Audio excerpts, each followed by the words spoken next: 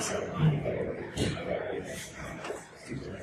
before I get started, the company I work for is Recorded Future, and our mascot is Marty, which is a cute little space alien. And I have exclusive here to BSides Nova a bunch of bootleg Marty stickers that you guys are welcome to have. Some of my colleagues were sitting around one day and they wanted to know what Marty would look like in an 8-bit format in a mecha. For those of you who are over 25 and have ever played 8-bit video games, in a mecha suit. So he sketched it out, and I sent it over to Sticker Mule, and they were nice enough to make me a bunch of them after I confirmed that, yeah, sure, I definitely own the copyright on it. So if any of you are Recorded Future fans, and you should all be, feel free to help yourself to a sticker. And if you're good, then we can go. Awesome. Thank you guys, first of all, for coming out today. Really appreciate it, and really appreciate everyone's support of BSides. Today we're going to talk about something that doesn't get talked about a whole lot, which is domain registrar security. Everybody talks about securing DNS traffic and looking at DNS traffic and all types of things associated with DNS. Nobody ever talks about actual security with your registrar, because you register it and then you kind of forget about it. And that's kind of the area that I specialize in. I specialize in protocols that people set up and then completely forget about. Which is actually a surprisingly good business, because there's a whole lot of stuff out there that people forget that they've done, that they're like, oh crap, when they get hacked. So about me, 15 years experience in security, threat intelligence analyst at Recorded Future, write about security, intelligence, DNS, ransomware, and NTP. That's my contact information. I co-wrote a book about DNS security, which is, I think, why they let me talk here. And I've been doing either networking or security for a very long time. And before that, I sold shoes. So it kind of a weird jump, but smelly feet, smelly hackers are kind of the same thing. This is my requisite scare slide. If you've ever been in sales or been approached by a salesperson, you know you've seen one of these. So I'm just going to go ahead and steal the format. These are just from the last year. Bad things that happen because people either had their DNS hijacked or forgot to renew a domain name. So it happens a lot. It happens to really big companies, really small companies. Only if it's a really small company, it probably doesn't make the news up here. But it happens way more than people think. So what we're going to talk about today. First of all, figuring out what domains your organization has, centralizing control, securing domains at the registrar level, communication with your registrar, and then testing your new security plan. We're not going to talk about securing your DNS infrastructure, monitoring DNS traffic, a load of other DNS security issues. If you come to BSides Pittsburgh, hopefully you'll be able to hear me talk about that there, because that's the talk I've submitted to them. Come on in. Okay. So John Cusack is going to help me give this talk because he is way better looking than I am. And these are actual quotes pulled from the movies, as far as you guys know. So we're going to start with finding out what domains your organization has, who registered them, and when they expired. Now, this seems like it would be an obvious thing, but it's really, really not. Because anybody with a corporate credit card, or not a corporate credit card, but an expense account, can register a domain. And they do it all the time. And then they forget that they've done it, or they don't know that they have to renew it, or whatever. So the first thing that you have to do if you're going to secure your domains at the registrar level is find out what domains you have. Who's registered them, where they've registered them, why they've registered them, what the purpose is. And, you can do that by reaching out to all the different departments and ask. But then you may find out that Bob in marketing registered a domain name for a contest you had 3 years ago, and then Bob was fired, and that domain's getting ready to expire, and somebody may pick it up. So sometimes it's also helpful to use something like Domain Tools or other third-party vendors to kind of just look and see what domains have your have your name in them, have your company brands in them. That also helps you find out when people are using your domains for malware, which is a good thing. Not the focus of this, but it's good to know that so you can put a stop to it. Catalog where all the domains are registered. So, again, I'm going to pick on Bob in marketing for a second. Bob may be really excited about women in bikinis, so he registers at GoDaddy. But GoDaddy may not have all the security features that your team wants. So it's important not just to know where what domains are registered, but where they're registered. So don't find out the name, find out the registrar and its security capabilities as well. Then document everything, because then when you leave to go find another job, your documentation is still there. Step 3. We're going to centralize control of the domains and create a domain registration policy. Now, that does not mean that you in security should be responsible for all domain registrations. You don't want that job, and nobody wants you to have that job. But there needs to be a centralized place where domains are registered, and there needs to be a policy in place that if we're going to let other departments register the domain names, that they have to follow the policies. That what we're going to talk about sort of through the rest of this slide, or the rest of this deck, whatever those guidelines you put in place, whether that's enabling two-factor authentication, whether that is, they have to have a certain level of domain lock control, whatever the policies that your organization decides on and you as security feel are appropriate levels, that those policies must be followed by who they are. So again, I don't want you in security to be responsible for domain name registration of the company, but I want you to have direct input into what those policies are. And those policies, of course, need to be communicated so that everybody who does register a domain name knows they have to follow them. Ideally, you can make it easy by saying, these are the 4 registrars or 2 registrars that we approve of. If you're going to register a domain name, it has to be at one of these registrars. And then if you've got a good relationship with that registrar, you can say, hey, if somebody comes in from our company to register one of these domain names, make sure that they're enabling these checkmarks. So there are a lot of registrars that will support that type of capability. Some of the larger ones obviously won't, but if you have a good one that does, you definitely want to stick with that. Again, enable registrar two-factor authentication. Make sure no registrar is required to support it, but two-factor authentication is a quick and easy win for that. It prevents things like your domain being hijacked if you have to use two-factor authentication in order to register your domain name. Lock your domains to prevent updates and transfers. All ICANN accredited registrars have to enable domain transfer lock, which means that you can't transfer that domain to another registrar. They can't transfer it without checking with you, without going through an authentication process. But there are some that go even further, and they allow things like you can't make changes to an A record, or you can't make changes to a CNAME record without going through an authentication process. So you won't even be able to make changes to a zone file without doing that. That's how Mark Monitor, for example, has had a lot of success. Is this domain's locked down, and you can't do anything with it unless you go through an authentication process. And that keeps not just the domain, but any subdomains within that domain from being changed or modified without you knowing about it. And especially in large organizations with the rise of Akamai and other CDNs, your domain should stay relatively static, and your basic zone files should stay relatively static, because everything else is done over CDN. I hope you guys aren't sick of John Cusack yet. I feel like I've given him more screen time in the last 15 minutes than he's had in the last 10 years.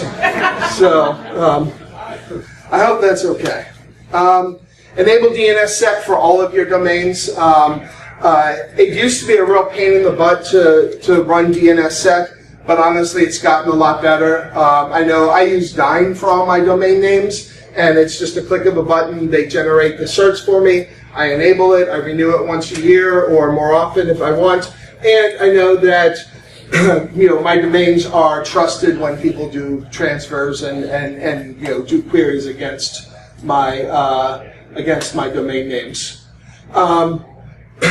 This one is not the way DNS is supposed to work, and I'm going to recommend it anyway, and feel free to tell me that I'm violating RFCs, which I completely am, but you have to, I think, do this. Host your primary and secondary DNS with different registrars. So what I mean is not a primary and a secondary that feed off each other. I mean primary and primary. As far as they know, they're both primary. That way, at least if something goes incredibly wrong, all of your security policies fail, and the bad guys take over your domain names, at least half the people will still be going to the right place, because the bad guy would have had to compromise both the primary and the secondary in order for to do bad things.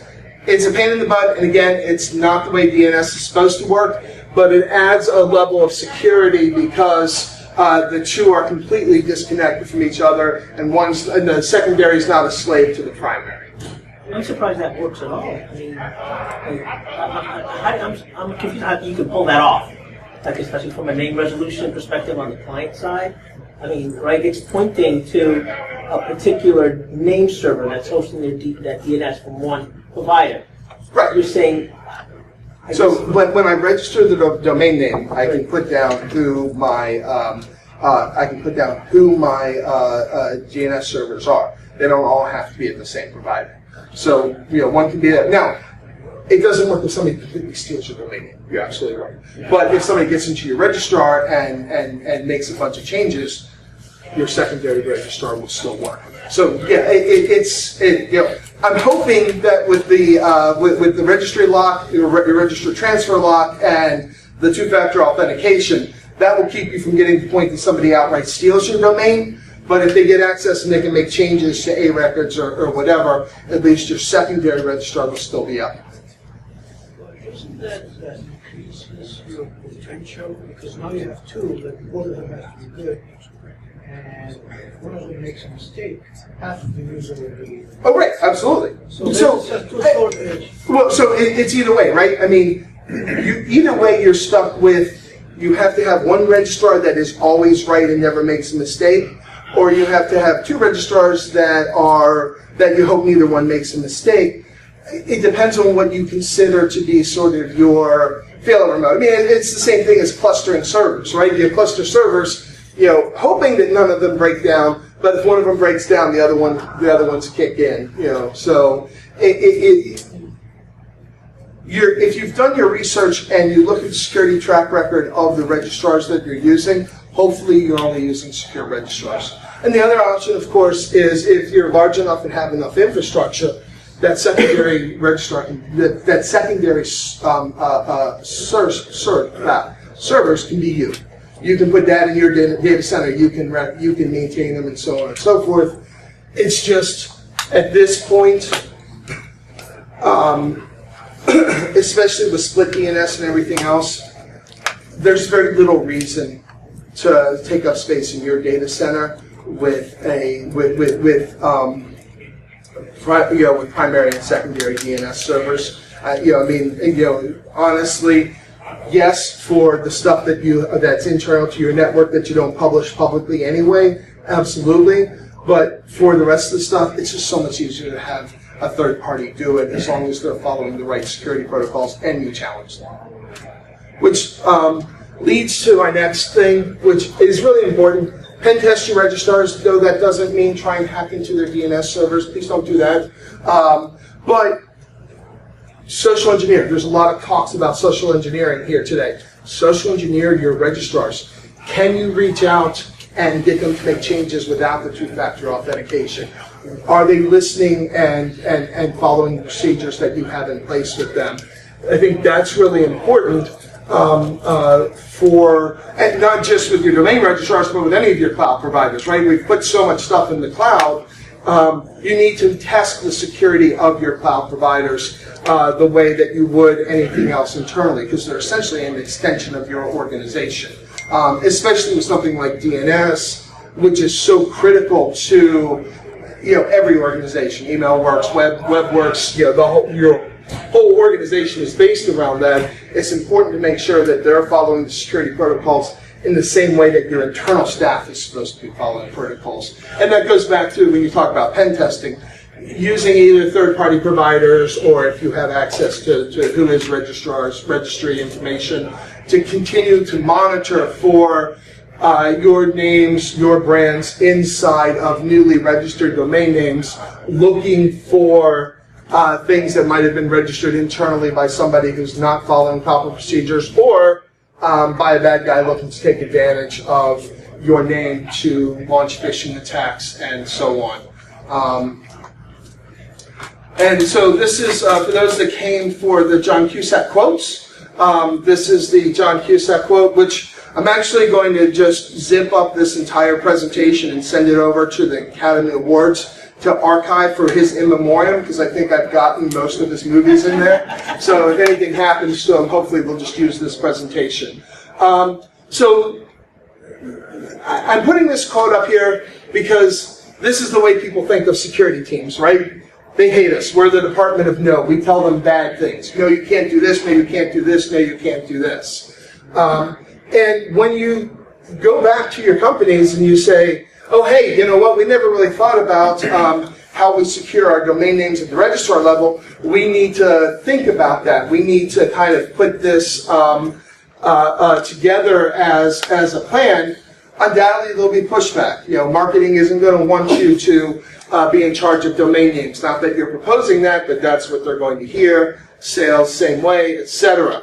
So there will be some pushback, but creating a domain registration policy, it not only allows for your organization to be more protected, or your domains to be more protected, it also allows you to hunt down and squash rogue domains. So in general, it improves the security of your organization. I mean, we also what happened after the Equifax disaster, where a whole bunch of people registered EquifaxSecurity2018.com or whatever, and so not only did they have problems with how they handled it, but then there were a whole bunch of fake domains that shot up trying to interfere with them. So you need to be on top of this, and this policy helps doing that. Only you can't go into it with that attitude of, you're stupid and you have to do this because I'm telling you. Now, it may be true. They may all be stupid. I mean, we're all friends here. This isn't videotaped. So it may be true. They may be all stupid and wrong for not wanting to do it. But you can't approach it like that. You need to explain the benefits from a business perspective, from a financial perspective, in order to get the, in order to understand, help them understand why this is important and why it can help save the company money and make the company operate more effectively and prevent a potential breach down the road. So you can think this inside all you want in your internal dialogue, but outside you want to explain to this in a business reason why that happened.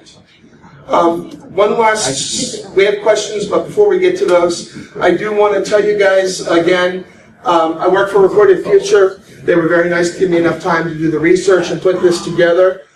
We have a free Cyber Threat Daily newsletter that we send out to like 30,000 security people every day. If you're interested, definitely subscribe to that because there's a lot of really good information there. If nothing else, there's a lot of great stuff to tweet out that comes from there. So you know, you can get your Twitter feed going and make yourself what do they call us? Thought leader? Yeah, you can be one of those because of the Cyber Daily. Or you know, get useful information that may help within your company. That's all I have. I went through that a lot faster than I intended. So you have 12 minutes to ask questions, or I think there are still lunches out there if you guys want to have more lunch.